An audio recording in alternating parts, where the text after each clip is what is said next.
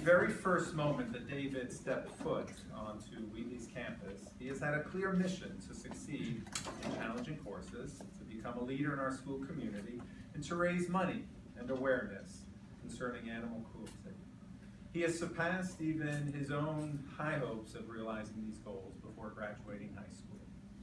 The key to David's success can be directly linked to his perseverance and his dedication. Time and time again, David has demonstrated an innate gift to set a goal, implement a plan, gather a team, and follow through to meet desired objectives. David's teachers speak of his ability to engage the class in deep philosophical debates, helping teacher and students alike view concepts or ideas in a different way.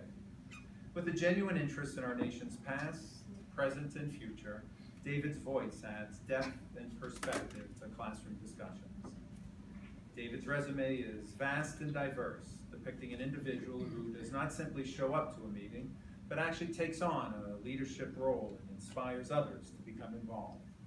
He has served as an editor of the Wheatley Wildcat, president of Video Club, secretary of Jazz Band, and co-president of Mock Trial. His photographs have even been featured on the Wheatley Award blog. Nothing better. A tireless advocate for those causes in which he believes, David will most certainly continue to make a difference at his next destination across the country, Stanford University. It is with great pride that we wish him safe travels and a future filled with great adventures.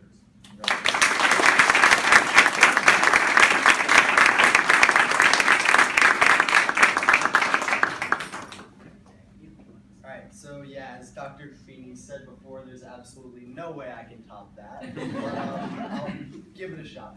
First of all, I just wanted to thank every single teacher and staff member that is here and that came to this. Each one of you has impacted my life and has impacted all of our lives so greatly. And you're really what Wheatley's about and what this whole school district is about. It's teachers like you that have been so important and what make us such a special place. And for that, I just have to say thank you.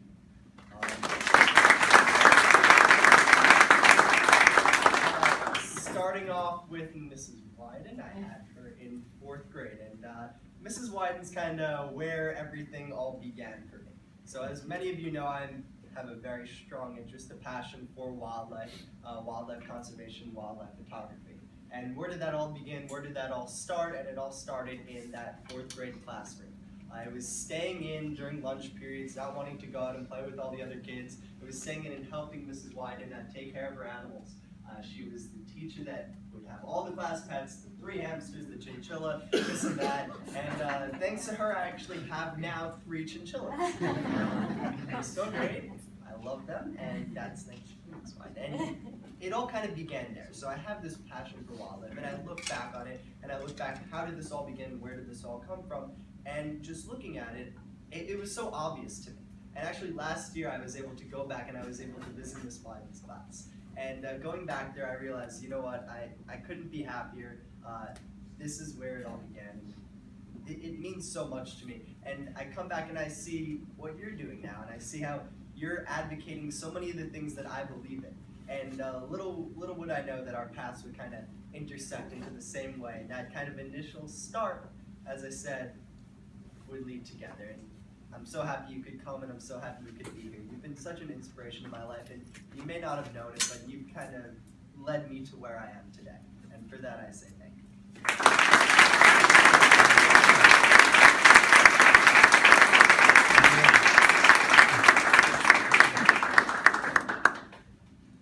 Sorry, I'm slow.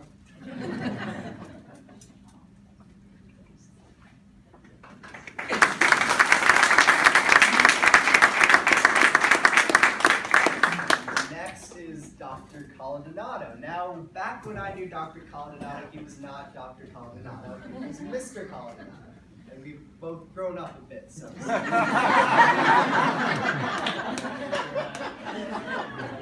Dr. C, in all seriousness, Dr. C really was the best. He inspired in me an interest and a true passion for debate and questioning.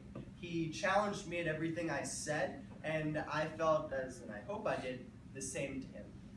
He wouldn't kind of let me, he started me on this similar path, and In fact, I have two big interests, wildlife conservation, obviously, and debate and politics. And he started me down that path. He brought me down in his 7th grade social studies class where we would indeed have detention, and in that detention we would indeed have our conversations with Andrew Jin and Andrew Zuckerman, and we'd have our fun. It was a fun detention, so to say. No, it actually was. But I really had such a great time in your class. You weren't only comedic in the fashion that you made it all enjoyable, but you inspired passions within us, and you inspired interests within us. And I always look back to kind of one thing that you said to me, Dr. C. And it was probably the best piece of advice I've gotten to date, and it's something that I look at in pretty much every way. We are as useful and as knowledgeable as the resources around us. You advised me to surround myself with as many resources, as many knowledgeable people as possible, and I've done my best to do exactly that. I strive to do that in every which way, and I take advantage of those resources, and that's what I find so important. And I remember you gave me those exact words. For that, I say thank you.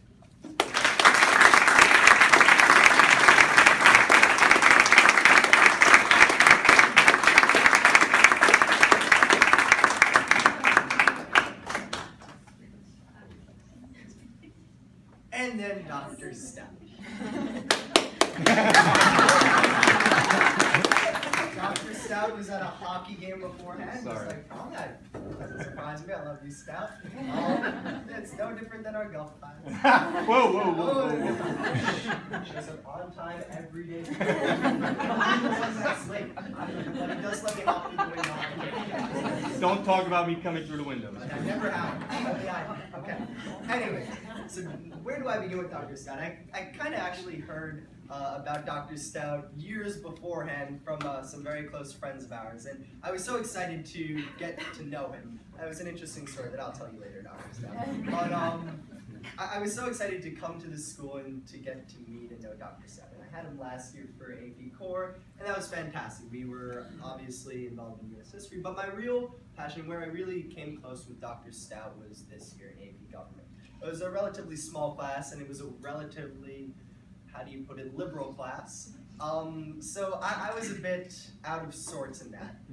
As some of you know, I have a conflicting viewpoint to many of the people here, many of the people in a typical liberal education setting. And Dr. Stout knew that too. We discussed that back in junior year. But the best part about Dr. Stout, and the best part to me, was the fact that he knew I was at odds with many people, and I was often at odds with him. And he said, you know what, that's okay. And he continues to say, stick by your beliefs, and as long as you can back those beliefs, as long as you can use credible evidence, and you can actually say what you believe in a respectful manner, and that's okay. You don't have to agree with everyone. And what's so sad, and what I've seen nowadays, is that too many colleges and universities and school settings are shifting away from that, where this free thought and free exchange of ideas is just being shut out entirely.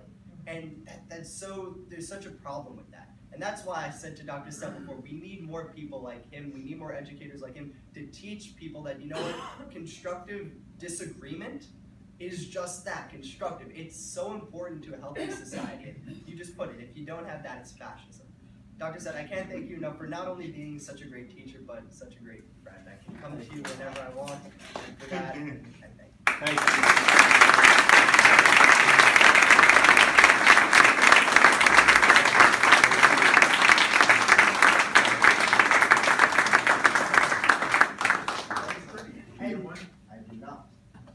And thank you, Dr. Feeney, for always keeping me to my deadline.